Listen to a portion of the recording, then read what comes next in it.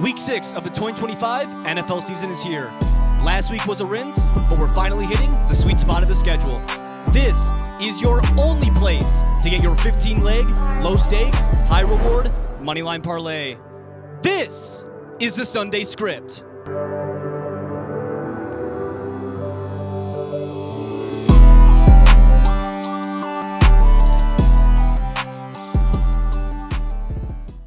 All right, everyone. Welcome back. Week 6 of the Sunday script. Your favorite show to get your low stakes, high reward moneyline parlay. Your favorite and your only show to get that. Last week, like I said in the intro, complete rinse. We went 7-7. And we could, point the finger at specific players or specific teams. But like Nick always says, when you point your finger, you got 3 fingers pointing right back at you. So we're going to take the accountability there. We're going to learn from our mistakes. There's only lessons, not losses. And with that, we'll get into it with a good old-fashioned Thursday night rinse. Last week, unfortunately, the first Thursday night rinse of the year. And that's why we call it the Thursday night rinse, right? Yeah. You lose it, you rinse the whole slate. And we say you might as well not watch, but we still did. Because that's what we do for you. We research, we're educated, and we know ball. But on the field, we got the Eagles flying into Jersey, not New York, flying into Jersey to play the Giants in another NFC East matchup. They're loving the divisional games on Thursday night. Yeah. Al and Herbstreit are eating those up. But on the field, like I said, we got the Eagles and Giants. Eagles finally lose. Like we said, we had a gut feeling that last week was going to be the week that they finally did lose. They haven't outgained anyone in any single game. They've been outyarded every time they've been on the field. No cohesion there at all. A.J. Brown is still crying, And Sirianni's almost trying to, please him. But I don't know why you're trying to please A.J. Brown when you can just hand the ball to Saquon. Right? But they're not doing that either. So the trenches are a little hurt. They're not giving the ball to Saquon. Jalen Hurts is playing okay. The defense is still playing well. But, you give up a 17-point lead at home to the Broncos, who are a good team. Right? But, the Eagles have kind of won those games prior in the season just because they're, Super Bowl champs. They're still a great franchise, still a great organization, right? But they can never all get it together at once. And that's kind of the reason they lost that game. We felt like they were due. But they luck out in getting the Giants, who managed to get 0 sacks last week with Abdul Carter and Kayvon Thibodeau, And everyone was saying, oh, the Giants D-line is so good, but you didn't get a sack against Little Rattle. So the defense didn't play that well. You got Scadaboo dropping the ball. You got Fart just dropping the ball. And now everyone's glazing Scadaboo and promoting CTE now. I thought we were trying to get rid of CTE. But that dude's going to have his cranium drained as soon as he retires, like Jim McMahon. But, Fart went into the Superdome and lost like we kind of expected. Rookie quarterback, rookie mistake. And we're going to take the Eagles, of course, here on the Thursday night rinse just because we feel like, Fart's still learning. He kind of evades the pocket too early. He doesn't really read the field well at this point. We're not saying he won't, but we still think that a rookie quarterback is going to lose you games in this league, which is kind of what the record shows for most teams. Yeah. So we're going to fly, and the Eagles are going to fly into Met Death, and let's hope that nobody gets an ACL rinse, because that usually happens. But, yeah, we're going to take the Eagles on the Thursday night rinse this week. Yeah, the Eagles finally lose. I've been saying they look very beatable. They just haven't played a complete game of football yet. It's either, some defense rinse, the offense doesn't get going, or the offense stops going. Giants fall to the 1-16 Saints now, but they're going to be the 2-15 Saints. Spoiler alert, sorry. Fart, is he really better than Danger Russ? He has 2 bad picks. One was really bad. And then the brain dead, no contact fumble. I mean, he's just running and hits the ball against his leg. That is the definition of what you call a rookie mistake. Eagles on defense, however, give up 18 points in the fourth quarter, and they don't score at all in the fourth on offense. Yeah. You can't be doing that, especially as the defending Super Bowl champs. So, like I said, they haven't played a complete game. That being said, I still think Jackson Fart's he's too green to pull this one off. This is a really legit team still. They're coming off some close games, but they're still a scary team. He doesn't have the experience. He needs to focus more on playing football and less on like his stupid fucking handshakes and TikTok dances, I think. And then like Tim was saying, Cam Scatabo has brain damage. He fumbled really hard. They lost 3 fumbles, 2 interceptions against the Saints. It's just sloppy ball. And honestly, good defense from the Saints, which I've been shitting on pretty hard this year. Another interesting take is that, and it's not really a take, an interesting tidbit, is that Saquon has been battling a knee injury, allegedly. So you heard it here first on the Sunday script. He's not on any injury reports, but I've been seeing a lot of like low-key reports that his knee has been bothering him. So we're expecting, a lot of people are expecting a breakout game from him against a suspect Giants defense. But I mean, knee on a running back, probably not gonna do you any favors. Those. Yeah, you kind of need those. It's important. Yeah. So we're gonna fly Eagles fly. What's the over under on times they show Fart's mom? I don't know. Broadcast. I don't know. I know She's Nick hot. likes seeing that. Yeah. But oh well, no comment from Nick then, I guess. Confirmed, she is hot. Yeah. Anyway, getting into the international rinse of the week, we got the Denver Broncos -7.5 against the Poverty, who now might be our new 0-17 Jets. Mm-hmm. Well, they have to be. Yeah. Nobody else can be 0-17. Yeah. They're the only ones that are still on the precarious road. Yeah. They got absolutely pooped on by the Cowgirls, man. I mean, that game was 30-6 going into quarter 4, and then people were like, "Oh," and I already can fucking see it in the reports and stuff. "Oh, Justin Fields at 280 yards and some touchdown." Okay, garbage time. Don't look at the box score. I'll say it till I'm blue in the face. Aaron Glenn, defensive coach, he's not even calling the defense. I mean, he needs to just take that by the balls, I think, because it's not working. They have 0 turnovers. He needs to figure something out with his team because they're not looking good. All garbage time, like I said. He plays like he's concussed. Justin Fields. I said it before. They should just bench him and put in Tyrod. At least Tyrod can show that he's won some games before. The Broncos are legit, though. We were telling you guys that last week. They lost some close games. Ref ball rinse. I mean, they've been leading every fourth quarter pretty much before last week and just get rinsed by the refs and stuff.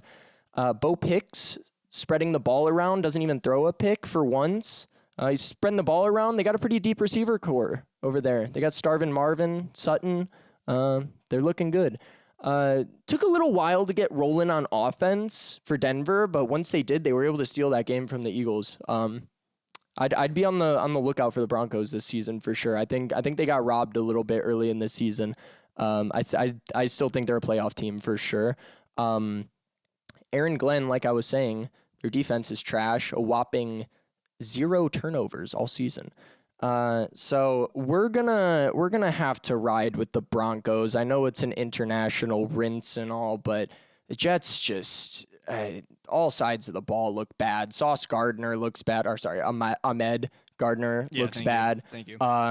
Garrett Wilson, he's been playing all right, but he's got Fields throwing the ball.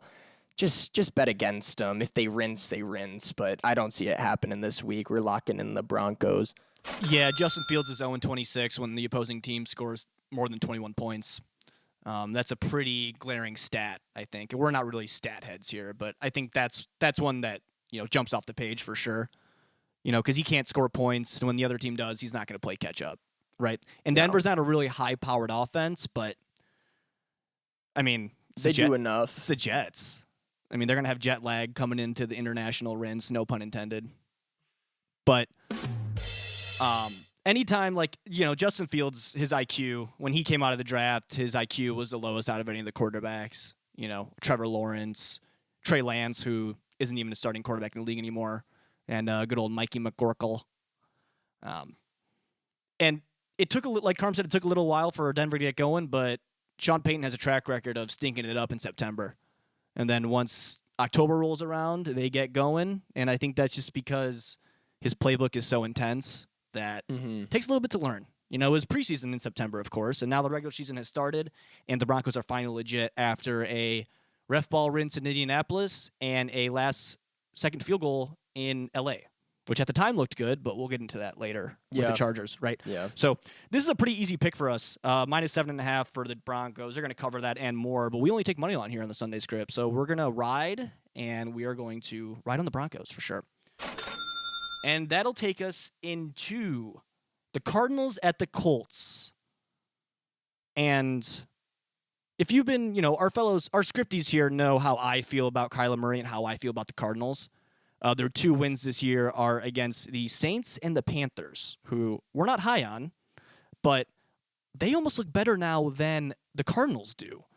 The Cardinals gift wrap a present and hand it to the Tennessee Titans, fumbling out of the end zone, throwing an interception, fumbling it, catching an interception, fumbling it, and then having it get into a touchdown. They have a number 1 overall quarterback that they took, the little garden gnome that gets paid $200 million to rinse. And then they have the, you know, who was supposed to be elite, Marvin Harrison Jr., son of Marvin Harrison, right? And he can't catch a football to save his life. So maybe those two need to get together and, like, you know, get in the COD lobby, play some Warzone or something together, and maybe they can build some chemistry that way. Yeah. But I mean, as long as Kyler Murray is on the Cardinals, and I said week 1 this was going to be their last year. This was going to be Kyler Murray's last year on the Arizona Cardinals. I'm going to stick with that take. I think that's going to come to fruition for sure. And Jonathan Gannon is punching his players. He's physically assaulting them. I mean, he deserved it. Yeah, for he sure. Deserved it. For sure. I just, you know, it might not be the best look. Let's just put it that way, right? And then they're going to fly into Indianapolis. And we're going to see the same old thing from the Colts, dink and dunk, right? I mean, Jonathan Taylor is going to have, 80 yards after catch from screens from Danny Jones, and the glaze is going to continue for Daniel Jones. But, yeah. I mean, the Colts pounded the Raiders. Not much we can take away from that game because Geno's just rinsing. But I think it's a pretty easy take for us here, too. We were discussing maybe we see a Cardinals win here, one of those, hey, any given Sundays, but we don't see it. They're poorly coached. Sloppy ball is their brand. This is our Colts. This is our team. And we are bleeding blue this week. We're going to take the Indianapolis Colts at home. Minus 6.5 against the Arizona Cardinals. Yeah, you know, like Tim said, it's just classic sloppy Arizona football. They were going to go up 28-6, and then Amiri DeMercado, I believe his name is, throws the ball into the back of the fucking end zone. Like, give me a break. You'll hear more about that later, but give me a break. And then an interception, fumbles, non-contact. Also, give me a break. I was just giving Jackson Fart shit. You can't be doing that. You're a professional, man. Murray Garden Gnome is also slightly banged up. So, you know, he already sucks, and now he's going to be playing injured, so that's not really a good look. This could be, you know, one of those just random Cardinals win this game for no fucking reason. But I would feel wrong steering you guys in that direction. That's a bad bet to make. They've proven now that they are really good at throwing games away. They did it against the Seahawks. They did it really bad against the Titans. And JT is looking like one of the best backs in the league right now. Yeah, they beat up on the Raiders, but he still had 3 touchdowns. He's the best player on that team for sure. They got a really nice system going. They play really clean offensive football. It's not the flashiest thing. I'm still not sold on Daniel Jones as an elite quarterback or anything like that, but he runs the system well, and they're running really clean offense. The Arizona defense, they got some solid players. They could be good, but it's just, you find ways to lose games like that. It's like we always talk about. Do good teams find a way to win? Do bad teams find a way to lose? And off of that kind of metric, you know, the Arizona Cardinals are just not a good team. They just find a way to lose. So I wouldn't feel right steering you guys in the direction of the Cardinals. So we're going to take the Colts minus 6.5. Will they cover? I don't know. We're money line though, so it doesn't matter. We are going to get into the New England Patriots -3.5 at the Superdome against the 1-16, and spoiler alert, soon to be 2-16 Saints. Patriots are getting hot, little bit. Come away with a massive divisional win in prime time. Drake May's cleaning up his game slowly but surely. He was trading punches with Josh Allen, but he was working with some short fields, lots of turnovers from the Bills. Is that a plus for the Patriots for turnover generation? I would say so a little bit, but I also think the Bills shot themselves in the foot a little bit that game. But the Saints are getting hot too. They came off that close game against Buffalo, and then honestly, like when crunch time hit, they kind of put it on the Giants, I think, especially on the defensive side of the ball. Yeah, Jackson fumbles, but he also threw two bad picks, and JaQuincy McKinstry made a really nice play on that ball. And they also forced a fumble from Cam Scadaboo. So their defense is taking a big step up from where I thought it was at the beginning of the season. I think at home too, we were saying last week, a big reason why we picked them, the Superdome's a tough place to play. So they finally win a game. Rattlesnake was looking pretty solid. A lot of his stats came off a massive, 87-yard pass. But those explosive plays will really help you win football games. I think this is one of those games where people are going to ride high off the Patriots, but they were working with some short fields. Like I said, Bills defense has been pretty suspect all season. That was just one of those divisional games that they were able to sneak away. I'm not as down on the Patriots as my friend Tim here is, but I think that the Saints might just catch them at the right time at home right now, and that they're going to sneak this one away. Yeah, we're going to take the Saints here. I mean, I think everyone is going to, like Carm said, ride high off this New England win in Buffalo when Buffalo just beat themselves. And, people are saying Drake May has arrived. They're 3-2. They had scored 23 points.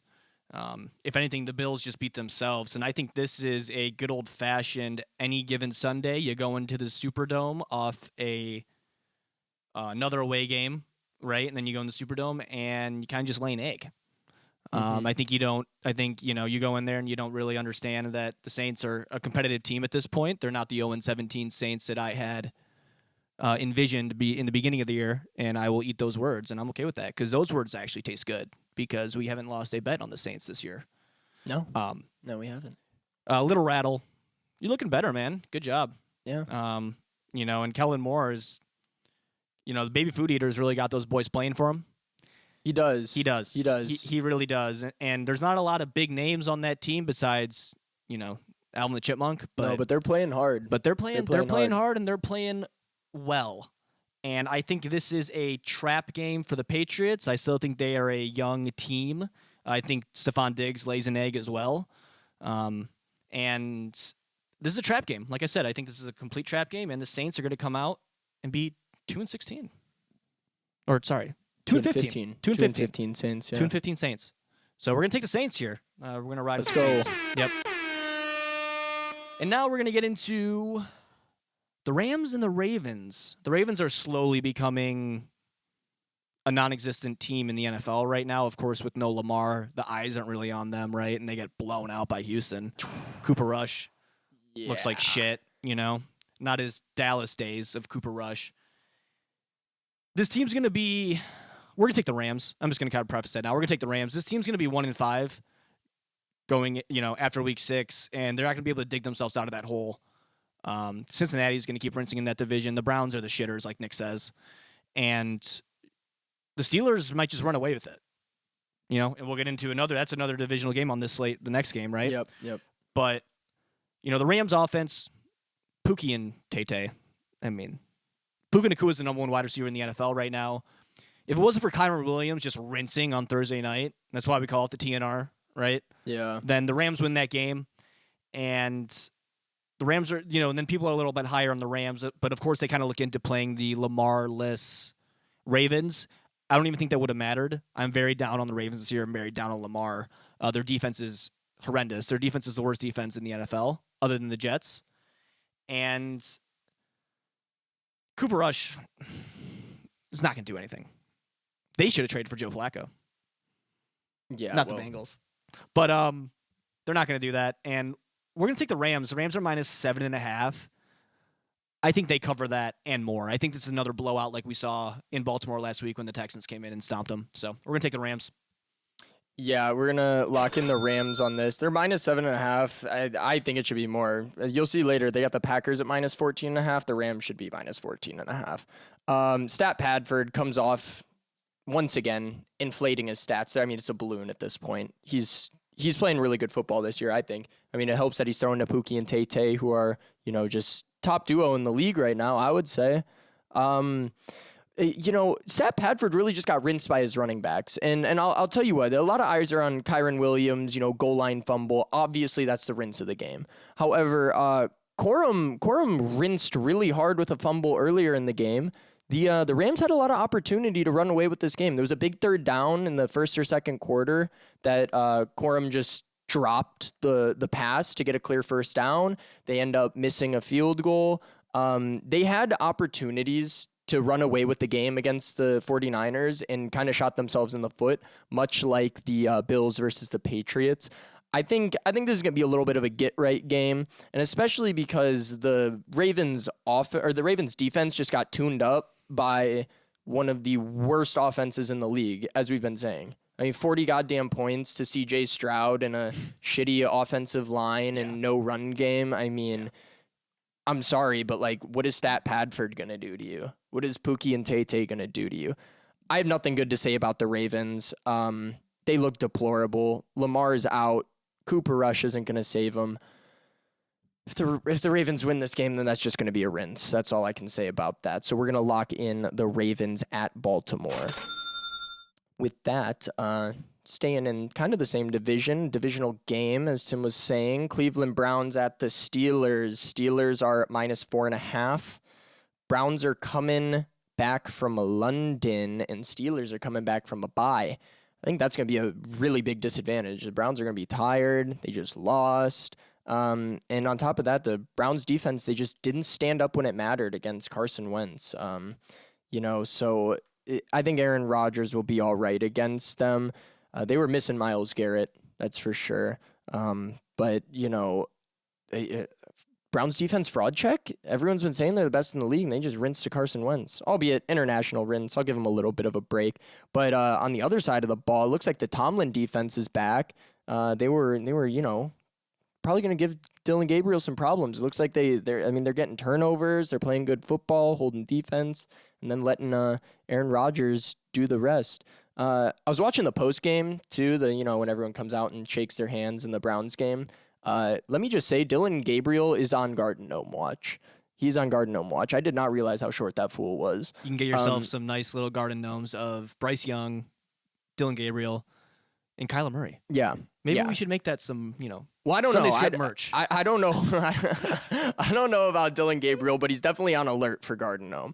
Quinshon Judkins is looking good. He's gonna need to have a good game if they want to win this one, because they have no other offensive weapons. Steelers' run game is not looking that good, on the other hand. So I'm gonna kind of expect a pass heavy attack from the Steelers, kind of pick apart slowly but surely the Browns defense, and just kind of expect the Browns offense to keep sucking as they have the rest of the season against a Tomlin defense that's actually getting pretty hot and coming off a bye and a lot of rest. So we're going to lock in the Steelers.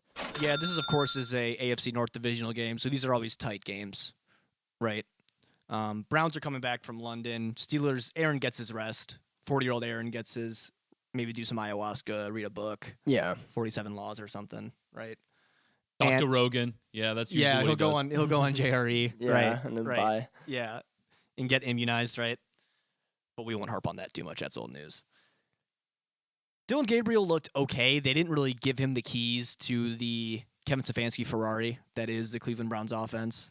But Quinshon Judkins, if you can just ride him, maybe you could win. We don't see it, though. I think, Vegas has given the Steelers a point on top of their home favorite spread, right?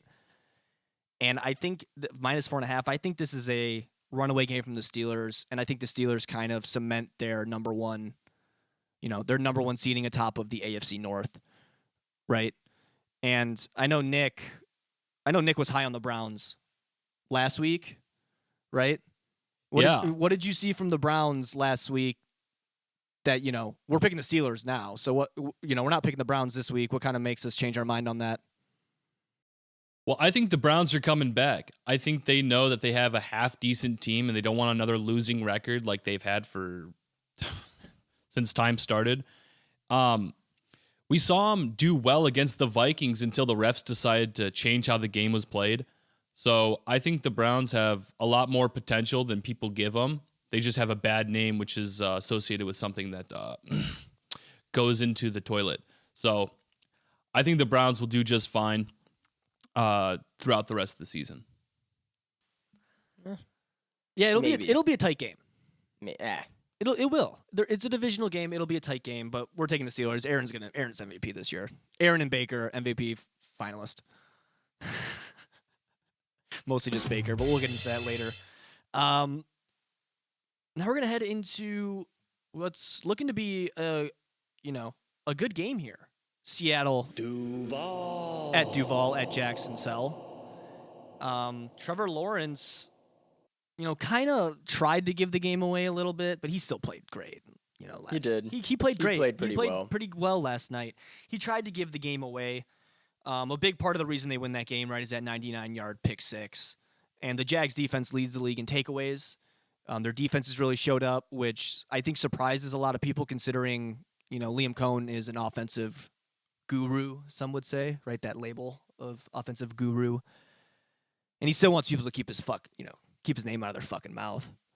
And I think that attitude and that demeanor, I think he went into that game against the Chiefs and was like, we are Duval. And nobody's going to come into Duval and shit and piss in our pool. And we're going to win. We can do that, goddammit. Only our fans can shit and piss in the pool. So, but the Seahawks are coming in. The Seahawks, Sam Darnold's looking, elite. I know Karma doesn't really agree with me on that, but Sam Darnold's on his third team. Well, not his third team, but his third starting position, right? In his third go-around, and he's playing really well. Him and JSN have probably been playing COD. Yeah, or Fortnite. Or Fortnite, yeah. Maybe they have been playing Fortnite. The run game's getting a little better to complement the passing game, which is good. And, this offense is getting better and better as the weeks go on. This is going to be a high-scoring game, I think. But ultimately, Trevor Lawrence will probably rinse. Yeah. I still can't put all my chips in on Trevor. I think that he'll end up rinsing at some point in this game, and Seattle -1.5, or the Jags are -1.5. Sorry, the Jags are the favorites here, but Seattle's going to cover and a little more. Maybe a nice 3-point win here for the Seattle Seahawks. Win. Yeah, so we're going to take the Seattle Seahawks in Duval. Yeah, Darnold lit it up last week outside of that, game-losing interception. Kind of sucks. He was trying to force a play. He's getting hit, bounces off his teammate's helmet, and the linebacker made a pretty athletic catch. Game just kind of got away from him at the end. Tim says he's elite. I think he's right on the threshold of being an elite quarterback. But, elite quarterbacks don't make that play at the end of the game, throw the pick. So he needs he needs to just take that next step. He's one of those quarterbacks that just needs one half step and he'll be all right. It's a tough loss to Baker Mayfield though. He's going to be looking to get one back, I think. And as I told you guys last week, when we picked the Bucs, the Seahawks don't play well at home. They haven't in recent history. No. But they're on the road this week against Duval. So we'll see what happens if the Seahawks turn it up. Their run game's developing as well. Walker and Charbonnet to complement. And honestly, Trevor Lawrence is just a turnover machine. It doesn't really matter the situation. He just finds a way to turn the ball over. Yes, they beat the Chiefs. Chiefs are good or mid. I don't even Who fucking knows what's going on in KC. They were at home in prime time, so like, it gives you a little bit of an edge, I think. Trevor Lawrence did make some very nice plays, though. I mean, he fell on his own 2-yard line, got up, fell again, and then was able to run it into for the game-winning touchdown. That's one of those plays where it's like not a good play at the end of the day, though. It just looks like one because she rinsed, and then everyone's, oh wow, that's such a great. And also watch that one back. Number 95 Jones on the Chiefs. Yeah. He had an angle to beat him to the goal line and was just walking. He was literally just walking and watched Trevor Lawrence run in. He thought he was down or something. I don't know. That dude's been having a good season just doing nothing and collecting $30 million. But we're not talking about the Chiefs. We're talking about the Jags. Seahawks run game's developing. T-Law, I just see, they showed him picking his nose on the sideline, and he likes throwing picks. I see that happening like late in the game and the Seahawks getting one away on the road, especially after that loss to Baker. I will say, though, the Jags defense is legit. Say what you want about the 99-yard interception winning them that game. That dude has the most interceptions in the league right now. He's having a season. Lloyd, he's having a season. Yeah. So I'm not going to chalk that one up to luck. I think their defense is legit. But, we are going to take the Seahawks. But, Nick, do you think Trevor Lawrence needs to get a haircut? Yeah, I think it's about time. I mean, whether you like the dude or not, it looks like he's got pasta flowing from his head. Like when you're playing with the toys as a kid and you'd put the Play-Doh in and press down and it would come out.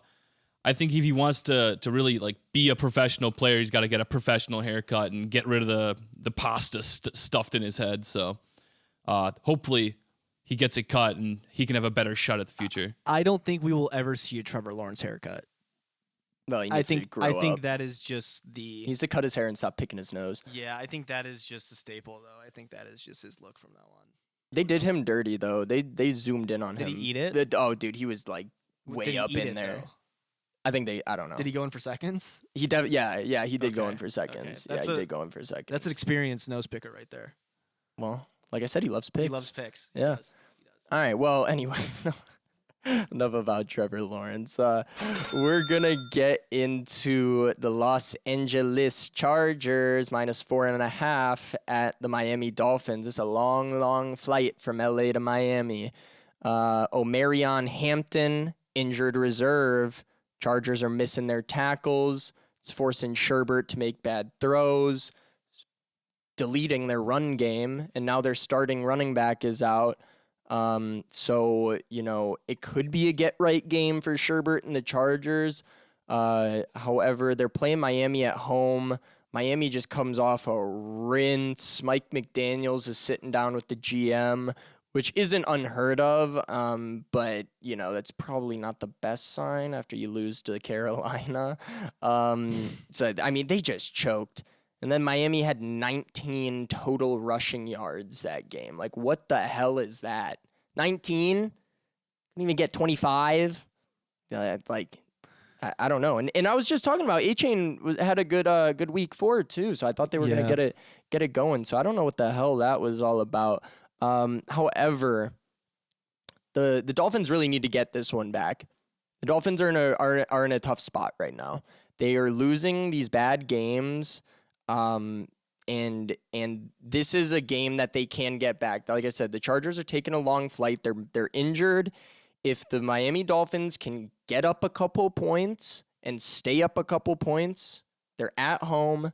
Their coach is on the hot seat. He's been on the hot seat all season. I've been telling you guys that they need to win this game, and I think they will. So we are going to take, the underdogs with Miami to flat out win against the Chargers, who are turning out to look a little fraudulent, dare I say? Yeah, this could have been the rinse of the week here on the Sunday script for week 6, but we're going to save that for a later game here. And if you looked at the slate, you probably know which one we're going to pick. But like I said, we'll get into that later. Simple Jack just rinses. Darren Waller is looking good. He had a revival. And like I said last week, I don't mean that in the way of, him dying for 2 minutes because of his drug issues.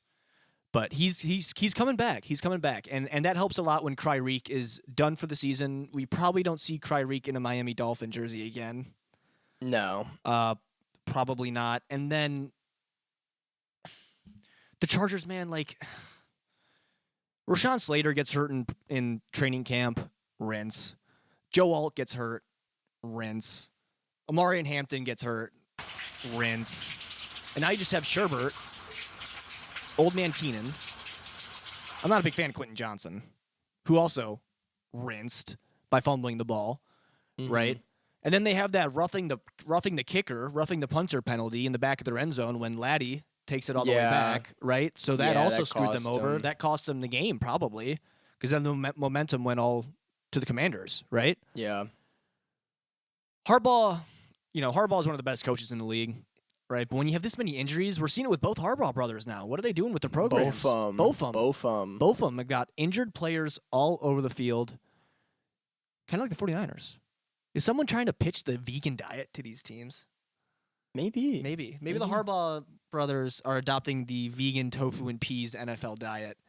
And it won't help them win this game, I don't think. And I think Simple Jack is going to have a good game. This Chargers defense is diminishing right before our eyes, and it is getting worse and worse every week.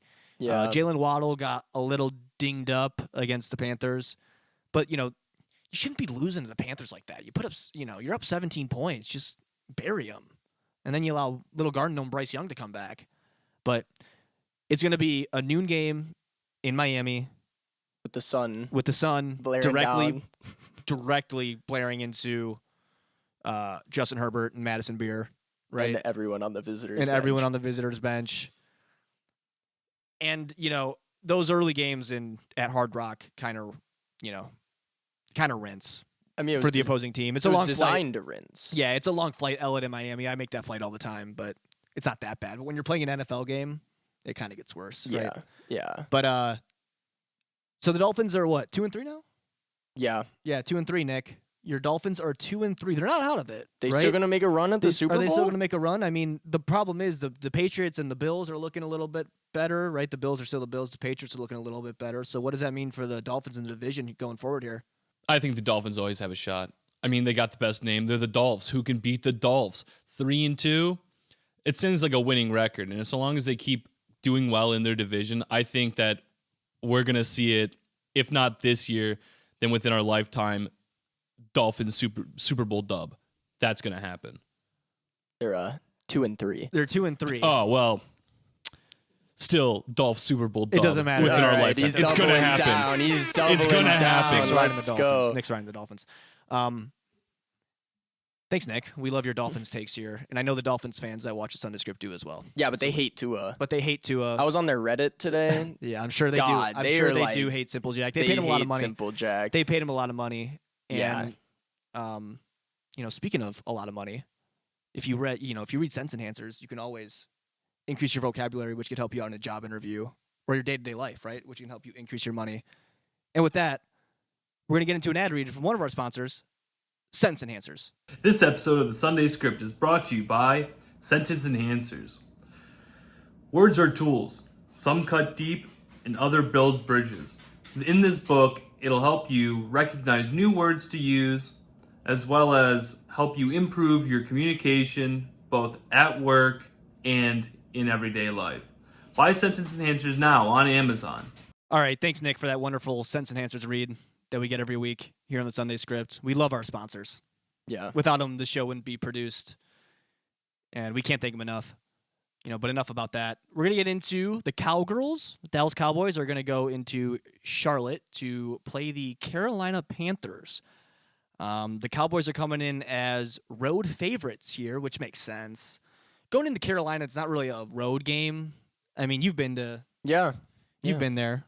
It's Bank of America, right? It's Yeah, it was like 90% Packers fans. Yeah, right. So it's not really. There's not really a great fan base show out for the Panthers. There's going to be a lot of Cowboys fans there for sure.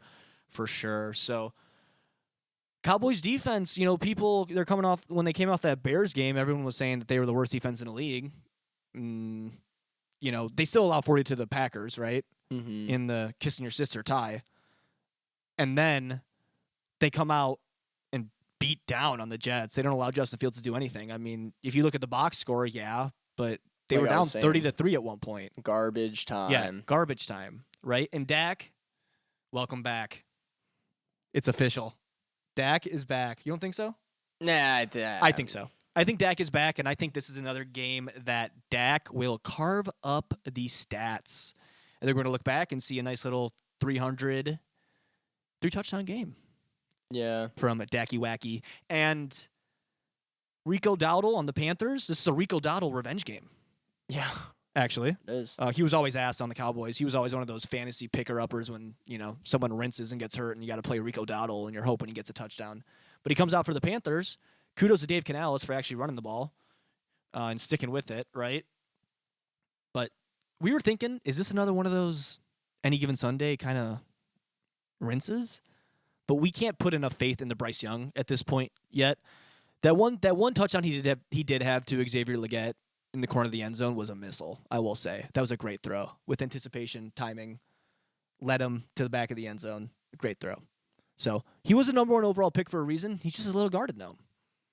Yeah. That's the only issue, right? But their defense is still not great at all. They don't get home to the quarterback at all. Dak should be able to just carve them up. He goes deep to George Pickens against the Jets. He might do it again this week. Well, do we know when CD's Nuts comes back? Is he out again this week? He should be out. He should be out again this week. We don't think yeah. it really makes a difference. We're going to take the Dallas Cowboys in Charlotte to beat the Panthers this week on the Sunday Script. Yeah, I'm so weary of the Cowgirls defense personally. I just think the Jets offense is that bad. Dak is having a good season though, without, as we were talking about, CD's nuts. I don't think that game really told us anything about the Cowboys. The Jets are so poverty. Rico Dowdle tears up the Dolphins though for like 200 yards following the Chubba Hubba injury. So he's gonna need to run hard again. Revenge game. Side note on Rico Dowdle, we hate when these players use their, non-government names, but that is his government name. That is his real name. That his name is just Shout Rico. out Rico. Shout out Rico. Shout out to Rico Dowdle. It was probably going to be like DeRico or I don't know. Something. Richard. Yeah, who fucking knows, right? So that being said, I just don't trust Bryce Young. He was laughably bad in that first half. Yeah, they got the comeback. He made some nice plays, but he was so bad in the first half, and he's got a track record of being really bad. Yeah. Personally, I think the Cowgirls are fraudulent, but I just think that they're going to blatantly outscore the Panthers. Yeah. Dak's having a good season. I'll give him that. Yeah. I'll give him that. They've been putting up a lot of points. So I think they're just going to, even if their defense sells, I don't think Bryce Young's going to be able to keep up. Like Tim said, it's going to be a 350 yard, 3-4 touchdown game for Dak probably. Even without CD's nuts. So with that, we're going to get into our rinse of the week. The rinse and the snoozer of the week. Both of them. Because these teams are not playing well at all. We got the miraculously 1-16 Tennessee Titans. Merry fucking Christmas, Tennessee. Yeah. They owe the Cardinals a fucking. I don't know. I know. They owe them. What's the equivalent Christmas of cards. the Warzone Battle Pass? I think Cam Ward should gift that to Kyler Murray. Should gift it to the whole damn team. That was abysmal. I know. We got the Tennessee Titans going into Vegas. Vegas is -4.5. Bowers is week to week. He's been playing hurt all season, though. Played week 1 hurt, and he's just been rinsing. Mayer, tight end 2, is out with a concussion for the Raiders. And like I was saying, Titans get the luckiest win in NFL history. That was not a close game. Outside of the end zone rinse, they were about to go up 28-6 or whatever it was, 28-0. They were really about to pull away with that game, and just here on a silver platter, Tennessee, your first win. Trash can Ward makes one good throw all game, and now is getting glazed. I know. Is honestly that's honestly bothering me more. It's like they glaze them all, dude. They just glaze them all. It's like this dude gets just. I can't explain it enough. Just handed a game.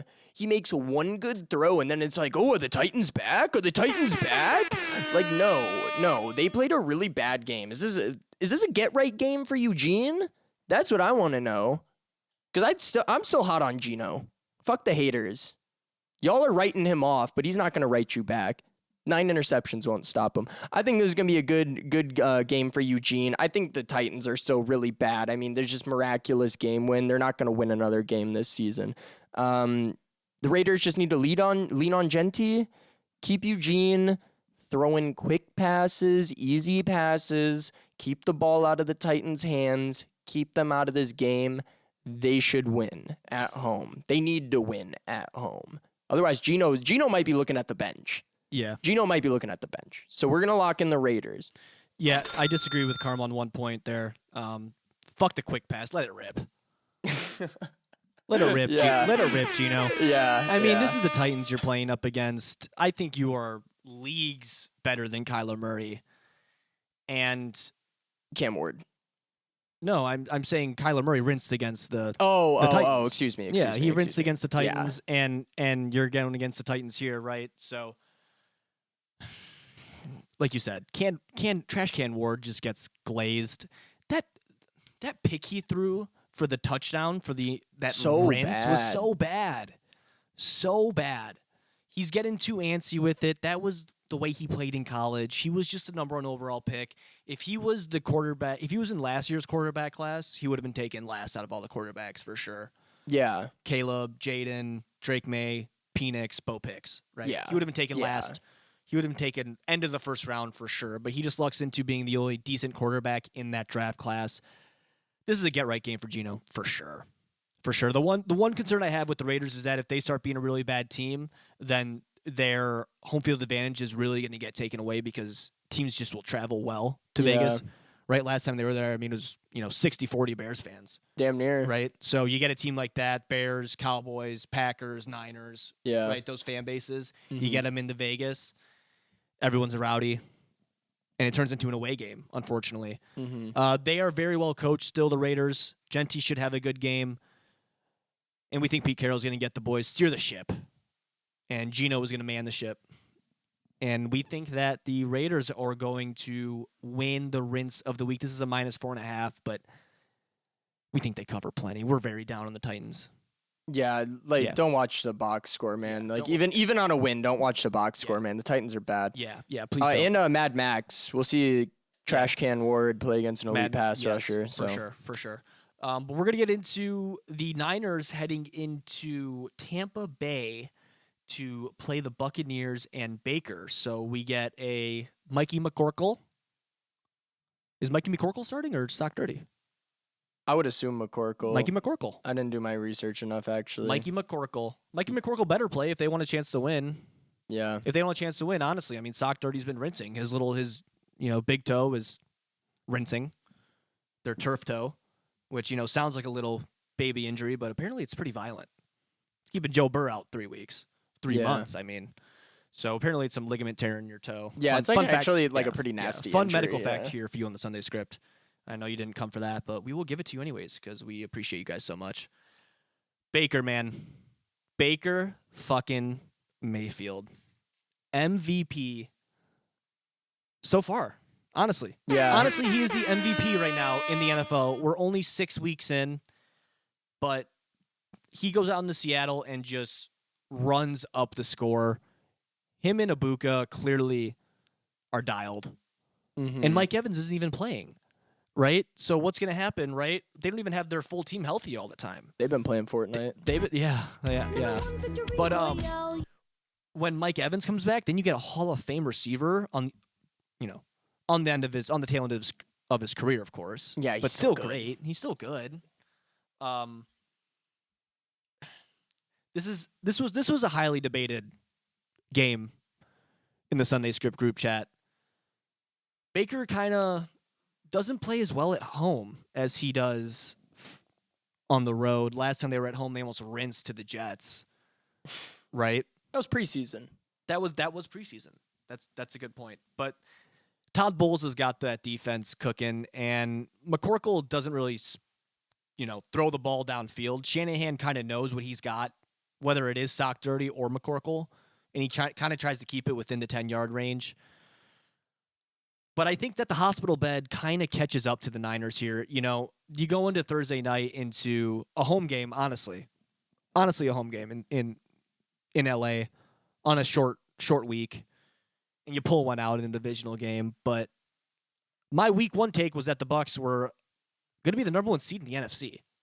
Looking like And so it. far, it's looking like I'm right. And I usually am. So thanks for listening to the Sunday Script, and you'll get great takes like that every week.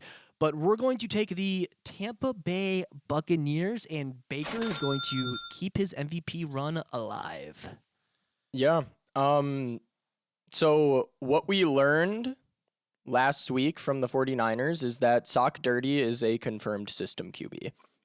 Mikey McCorkle runs the system, ultra smooth, puts up a great game. I'll hats off to Mikey McCorkle. He played very well. And he's hurt too. He came out of that game for a second. They put in their third stringer for like a play or two. And I mean, the 49ers system is really good. They got all these injuries, and then these players step up. Bourne has a great game, like 150 yards. McCorkle steps up, touchdowns, 300 yards, you know? So let's say it like it is. We were talking about all the injuries, but the Niners must be deeper than I thought. And Kyle Shanahan has put together a great system. And we talk about this a lot too, like poverty franchises, but there's also the other end of the spectrum of winning franchises. Yeah, for sure. And the 49ers are one of those franchises that win football games. the They have a Bucs. winning culture. Yeah. I agree. The Bucs I would put in that conversation as well. So that's what I'll say about the 49ers. They're deep. They are having a lot of issues on their run game though. Their run game's not looking well, even with CMC back there. So they're gonna need to get that run game going, because I don't think they're gonna be able to rely on McCorkle as much. Like Tim was saying, they're playing a home game. They're traveling now. It wasn't home game, quote unquote, right? They're traveling now to Tampa Bay. So it's gonna be a little bit of a different dynamic, I think, on the road in this sense than playing in your own backyard, essentially. And the Tampa Heat. Yeah, and the Tampa Heat as well. It's like 70 degrees all year in San Fran. Baker Mayfield, though, man, him and Darnold. Hats off to Sam Darnold too, because they put on a heavyweight fucking quarterback masterclass, dude. Outside of that one interception, they were trading blows, and both had 350, 380 yards or something. Just touchdown, deep pass. He's dialed in with Ibuka, and the Bucs defense steps up when it matters. You know, gives up 35 points, but I think the Seahawks offense is rolling pretty good. Rashad White also played very well in place of Buckteeth Irving. So when Bucky comes back, it'll be a nice 1-2 punch for them. But I think they can count on Rashad White in this game. And another thing to be said as well is the Bucs played super clean, no turnovers, versus the Rams, who really turned that game over to the 49ers. Rinse. They rinsed hard against the 49ers, and the 49ers also played a clean game of football, which they capitalized on, and won the turnover battle. That's always a big thing. I was playing a little bit of devil's advocate. Like I said, you gotta trust the system, man. I think the San Francisco system is really good, but I don't want to bet against Baker this year. He's thrown 1 pick, 10 touchdowns, tons of yards. Ibuka's a top receiver, and he's played 5 professional games. I don't want to bet against the Bucs in this game, against a banged up McCorkle. Like Tim was saying, the injuries might catch up to him. So sorry for the long-winded rant, but this was a kind of toss-up game that we were getting into amongst ourselves. So take all that info with you with a grain of salt. I don't even know what I'm saying. I talked too long already. We're gonna get into the Cincinnati Bengals at the Green Bay Packers, coming off a bye. Packers minus 14.5.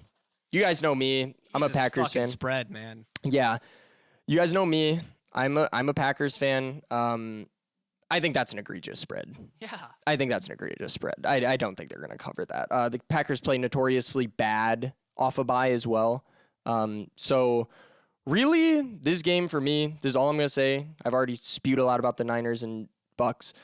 We're just going to see if the Packers are fraudulent or not. That's really it. But as far as I can tell, just bet against the Bengals until Joe Burr comes back because they're ass. So I'm going to turn it over to Tim. We're going to take the Packers and hope they don't fucking rinse us like they did against the Browns. Yeah, Joe Flacco might start, but we'll have to see there. And if Joe Flacco starts, then he has the potential to beat the Packers twice in less than a month on 2 different teams. That would be pretty impressive. Which was really impressive. And you know what he didn't have on the Cleveland Browns? Jamar Chase. Yeah. However, the Packers are back at home, which they needed badly. The Packers haven't been at Lambeau in 3 weeks, right? So, of course, Green Bay will be hammered by 6 in the morning for a 3:25 start. Conservatively, a 3:25 start there.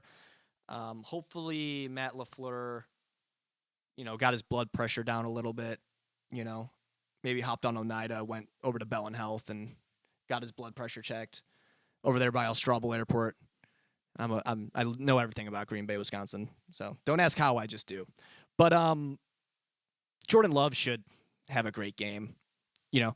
I think if you're a Packer fan, you're kind of hoping to take a bite out of the Jake Browning pie. We certainly were. Right, you were looking to feast on that, and oh wow, we can go into Lambeau and drink our Millers and roll out the barrel and go Pack go, and everything will be fine and dandy, and nobody's gonna commit any domestic abuse because they lose, right? But this is gonna be an easy Packer win. If they rinse us, then I don't even know where to start on that. Then the Packers are really frauds. I'm a Bucs fan if they rinse us.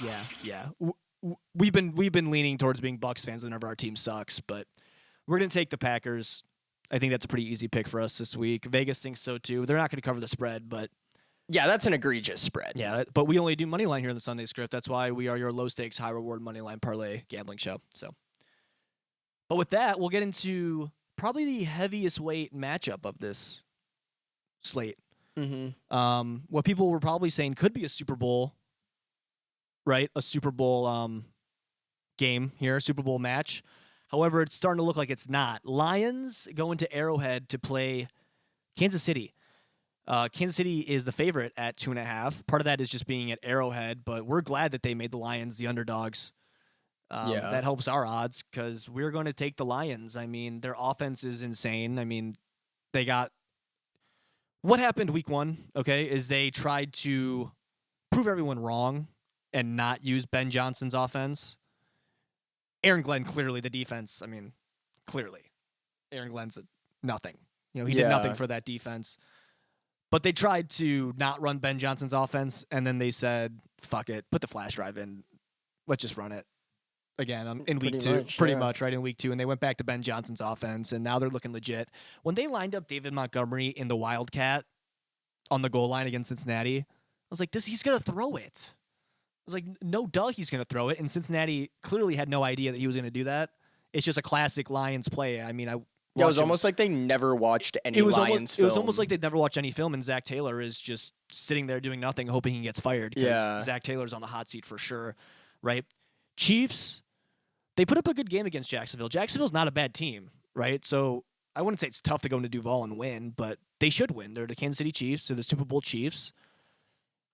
And, oh, the Chiefs are back. We beat the Ravens. Did you miss us? The Ravens suck. First off, the Ravens suck, and no, we didn't miss you. And we're not going to miss you if you do come back. So I'm not worried about the Chiefs this year. This is the Bills' year, I think. That's a little side futures bet for you. Yeah. In the AFC, I think this is the Bills' year. Maybe the Jags. Who knows?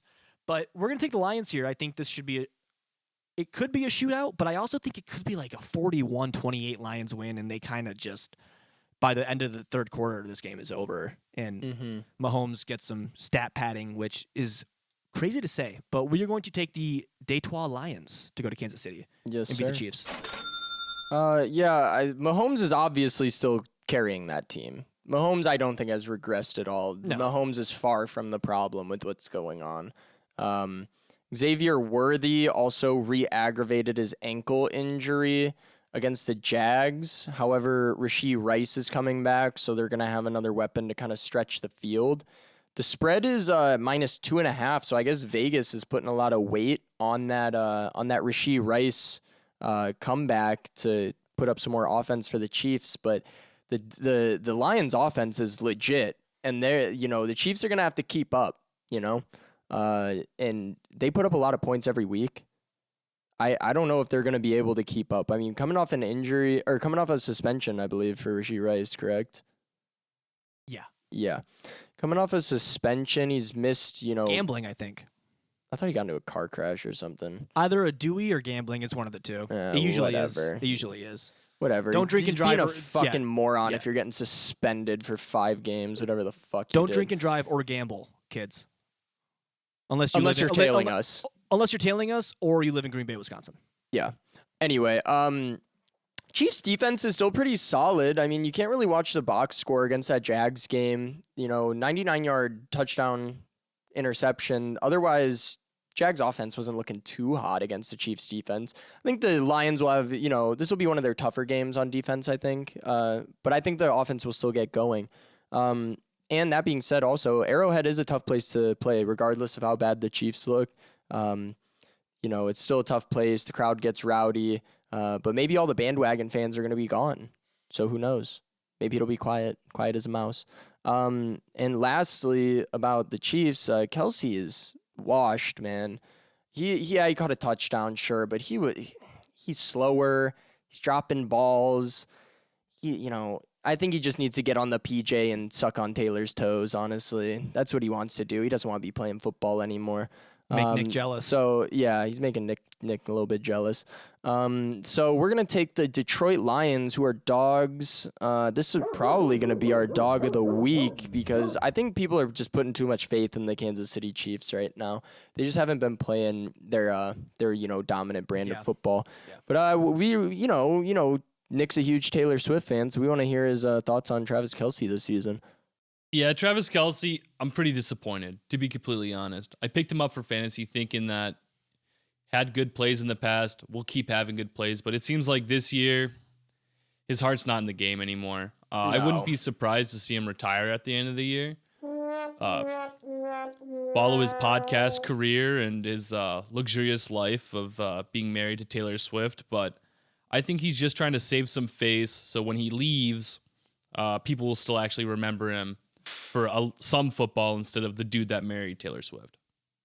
Possible. Yeah, it's possible. We'll see. That's kind of been stained at this point now. Yeah, though. Like I said, he's looking pretty washed. His age is catching up to him. We're locking in the underdog Lions, as I said. And with that, we are going to move to ATL, who is hosting the Buffalo Bills, -4.5. Buffalo rinses hard in a divisional game. They're giving up the ball in the end zone, tons of penalties. Albeit, I will say that Hockey League ref, that dude likes to be on camera, man. What's his IMBD page? Yeah, honestly, he should have gone into fucking TV or something, not the NFL reffing. So they come out lots of penalties, divisional rinse. Josh Allen even said they played sloppy. I agree with them. It's just too much. Falcons coming off a bye. They played pretty well at home so far, beside the Vikings rinse. Or did they win that game? No, they blew out. Excuse me. I was thinking about the Bears rinsing to the Vikings. Sorry. The Falcons have played pretty well at home overall. And the Bills defense is really going to need to step up against Penix. He, kind of caught his stride, but then they give him a bye right after he catches his stride, right? Is that going to hurt his momentum? I'm not sold on Penix. I think we're going to get a heavy dose of blowjob Robinson against the Bills defense, suspect already. And Josh Allen should be able to manage this game and just prove that the Bills are legit and they're not frauds. After a close one to the Saints and then a loss to the Patriots at home, I'm kind of expecting Josh Allen to go in there and put a beat down on Penix and co. So we're going to lock in the Buffalo Bills. Yeah, my one worry here is that we haven't been really right on the Falcons all year. I hate to admit it. I think a lot of people are in the same boat we are. And a lot of that has to do with the inconsistencies of Penix, right? Bijan's been fantastic all year as advertised when they did draft him 6th overall. So they got him drafted 6th overall. They got Drake London. I forgot where they drafted him, but they drafted Kyle Pitts 4th overall too. So they have a plethora of first-round weapons. Can Penix just not throw it to the other team? You know? Do they, just so you know, Michael Penix, you're throwing to the team in black this week. Not the team in, what do they wear, white? I don't know. Away? Whatever logo, whatever team doesn't have a bill on its logo.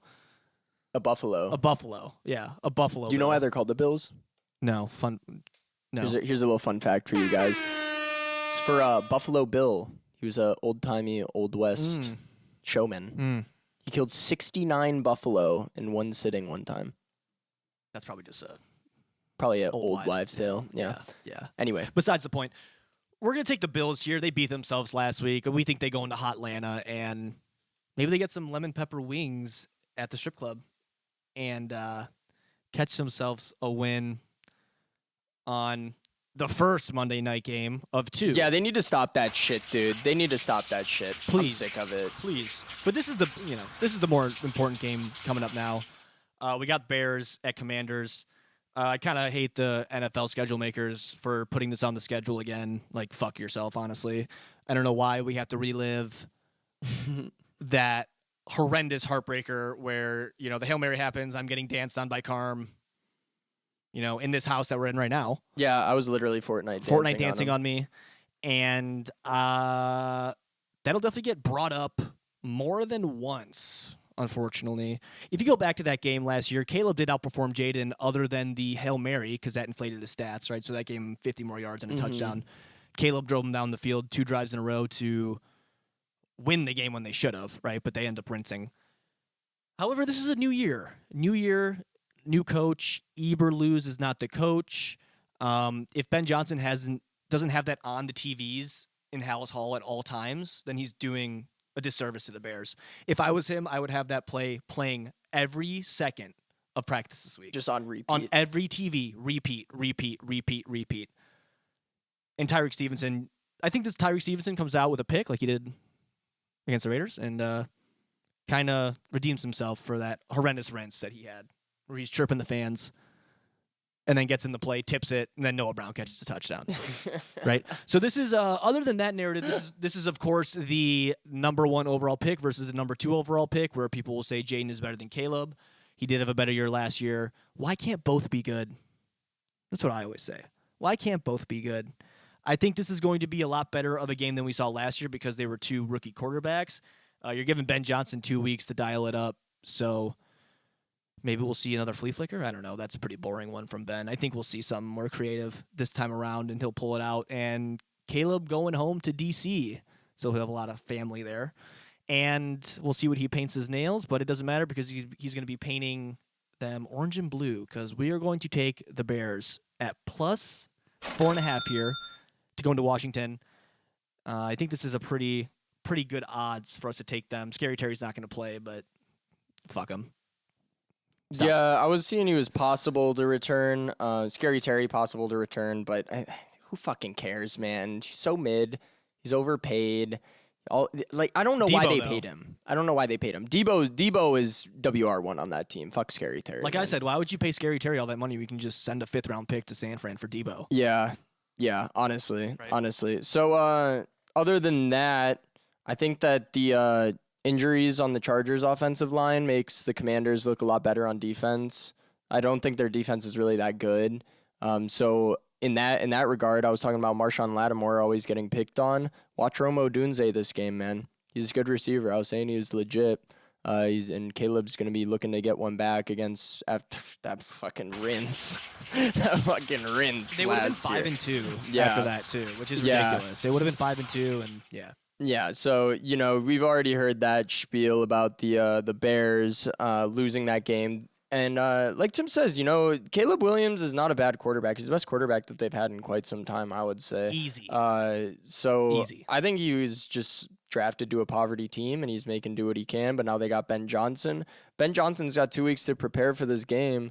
And like Tim said, there's a lot of the same players on that Bears team that know what happened last year. It's all the same. Besides the O-line. Yeah. Yeah. So I think that the Bears took a big step up this year, and I think that the Commanders took a little step back. The only issue is going to be that now the Commanders have gotten a semblance of a run game going, and the Bears are still one of the worst run defenses in the NFL.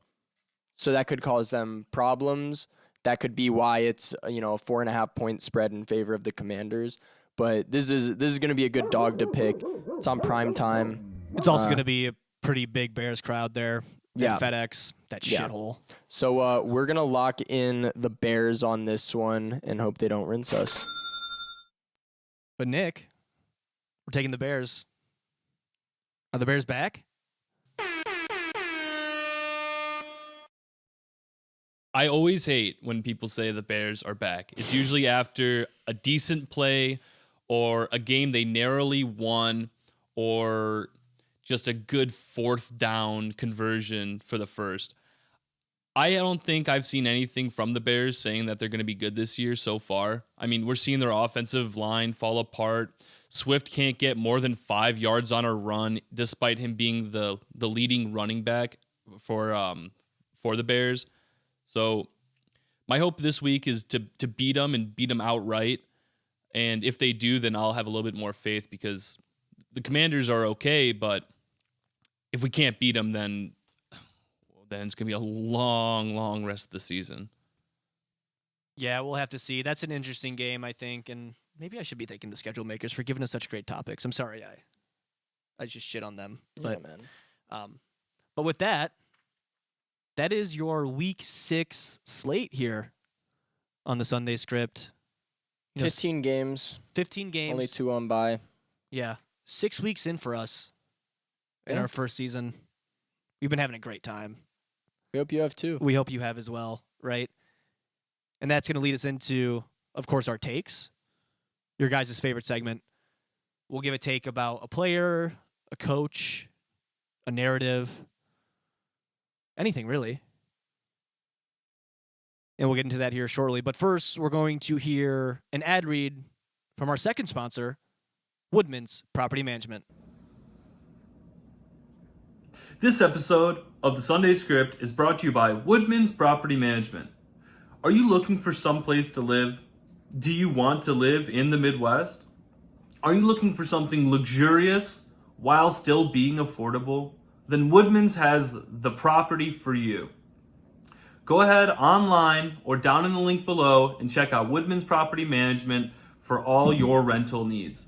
So my take here for Week 6 of the 2025 NFL season is that these high-paid wide receivers need to just lace up their cleats, get on the field, and stop crying. Kyreek is hurt, so we're not going to see any crying from him until the offseason comes and he wants to get traded, right? But A.J. Brown is sobbing. Jamar Chase might be a little happier now that he has Joe Flacco. I don't know how he feels about that. But, I mean, these guys get paid hundreds of millions of dollars to play their favorite sport, right? They say, I get paid millions of dollars to play a kid's game, right? So then go out there and enjoy it and try to help your team win instead of sobbing and making your team look awful and making yourself look like a fool. It never works out. And then they force you the ball, and then the other team knows they're going to force you the ball because you're just crying, right? Meanwhile, Nick has said this, there's hardworking Americans out there that are working 6/12s, getting the hard hat, the lunch pail, and going to work, and they don't shed one tear. Meanwhile, you got guys making hundreds of millions of dollars just complaining. So I'm sick of the crying. Go out there, catch the ball, score touchdowns, and that'll speak for itself. I agree wholeheartedly. In that regard, you got all these guys making hundreds of millions of dollars, so I'm going to get into my take about all these dudes making, league minimum is $840,000, and they can't hold on to the goddamn football. What the fuck are you doing? We've seen it back-to-back weeks now. Adonai Mitchell throws the ball into the back of the end zone, and now we got Amiri Demercado throwing the ball into the back of the end zone. My take is that I want to see some fucking people get cut. I want to see some people sat on the bench. You got your coach punching you in the chest, but what's he actually going to do about it? How about you sit him for a week? If I was the coach, like Nick said earlier, I'd just say, you know what? Team meeting, Amiri Demercado, find a job somewhere else. I'm fucking sick of it. These are alleged professionals, quote unquote professionals, and they're more worried about TikTok dancing and looking cool, worried about the eye in team, as Nick always says, throwing the ball into the back of the end zone, which ends up costing you the game. Adonai Mitchell throws the ball into the back of the end zone, costs him the game. We saw it way back in the day with Deshaun Jackson, throwing the ball at the 1 yard line because he wants to be the cool guy. Get over yourself, tuck the damn ball, run to the back of the end zone, and then do your little stupid TikTok dance if you want. After you score. After you score. If you can see your logo under your feet, that means you're good. Before that, 2 hands if you need to. I'm fucking sick of it. You're a professional making top 1% salaries. Get over yourself. Act like a professional. Tuck the ball. Stop rinsing. And my take this week is I'd like to see a little bit more consistency with the way the refs call penalties and fouls. I personally think that the game should be played with the same kind of strenuency or looseness of the Squid Games. I want to see calls being made consistently whenever they happen. I mean, we have offsides, we have all these different types of penalties that get called depending on how the refs are feeling that day. I don't like it. And I actually, instead of just complaining, I have a solution. We clone one ref. We take a Star Wars approach. We clone one ref, and we train them in football, and that's what we use. We'll have consistent plays every time. They might miss a couple, but that'll make the game a little bit better. I want to see consistency from the refs, making calls, stopping the game, and applying the rules equally at every single step. And with that, we will get into the Week 6 rundown here on the Sunday script. Thursday night rinse.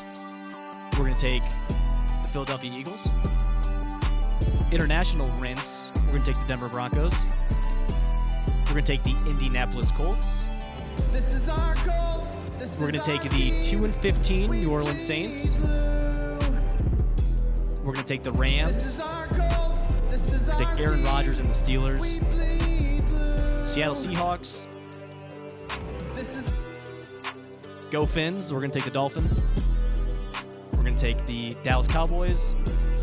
The rinse of the week, we're going to take the Raiders. We're going to take the Tampa Bay Buccaneers. The Green Bay Packers. Dog of the week is the Detroit Lions. We're going to take the Buffalo Bills. And we're going to take the Bears. And that, not the Commanders, the Bears. And that is your Week 6 rundown here on the Sunday script. We hope to see you next week where you will be significantly richer, and so will we. We'll see you next week on the Sunday script.